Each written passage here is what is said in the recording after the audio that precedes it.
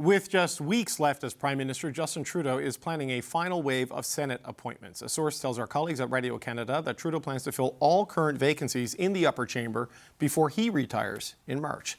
Reporter Daniel Leblanc joins us now. He did this story. So Daniel, not unusual for a Prime Minister to fill Senate seats. Why is it significant in this case? Well, it's the timing. You know, the mandate for Justin Trudeau is coming to an end. He's basically said he's quitting. He's basically acknowledged that the party's no longer with him. He's lost the support of the opposition in the House, so he's in a minority situation. So it's an issue of timing, similar a bit to what Pierre Trudeau did, in the 1984, when he kind of announced appointments on the way out. John Turner got stuck with them, right. And it led to the famous. You had an debate. option, sir. Yeah. And so that's the issue, is the timing. I think the Prime Minister is doing it to fill the seats, basically, with independent senators.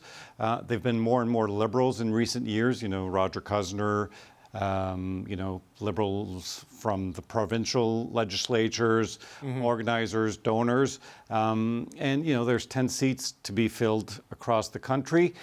It's also that if Prime Minister Justin Trudeau fills them, it's also his successors don't get to fill them. Right. The Tories are obviously a minority in the Parliament with 12 Conservative senators right now, and with 10 more independents that would be named by Justin Trudeau, they would be very much a minority, but also for the long term. So this is Justin Trudeau as well, choosing senators that will actually have a say on the votes of his successors, whether it's Mark Carney, Chrystia Freeland, or after the election, potentially a new government. Right. And so it's him deciding who's going to have a say on the legislation bills proposed by the next government. Right. They'd still be independent senators, even if they come from Liberal backgrounds, because they don't sit in the Liberal caucus. But, that could all change with a new leader, right? You never know where that's going to go, right? There's officially an opposition. There's a budget for the opposition in the Senate. Who will take that role? Who will get the money? There might be so-called independents who formed the opposition to a Conservative government, for example. Right. So this is still his power as Prime Minister until March 9th, give or take.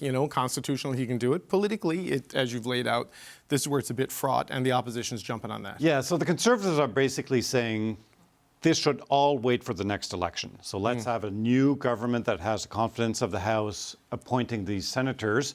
They're also calling on Mark Carney and Chrystia Freeland to rescind those nominations or to oppose them. So we can listen to Andrew Scheer, who had a lot to say about this today. Governments are not supposed to make major appointments and major decisions when they don't have the confidence of the House. Justin Trudeau admitted that he doesn't even have the confidence of his own party. So it's completely inappropriate for him to fill these on the eve of a non-confidence vote when Parliament does resume, and what we hope will be an opportunity for Canadians to have their say in an election. And so I reached out to a bunch of senators appointed by Mr. Trudeau, asked them how they will govern themselves under the next government. They've basically all said they'll keep doing the same thing. Their goal is to improve legislation, amend it if necessary. If the House rejects it, they won't block it. But at the same time, relations between the Senate and the government could get rocky under a Pierre Poilievre government, I assume. And so a lot of them are saying, they might defend minority rights. Some senators are saying they'll object if the next government uses the notwithstanding clause preemptively in a bill. For the first time, the Ottawa would use it, so they might object to that. So there's a potential for conflict there under the next government. Okay, I appreciate the reporting. This Radio Canada's Daniel Leblanc. Thank you. Thank you, sir.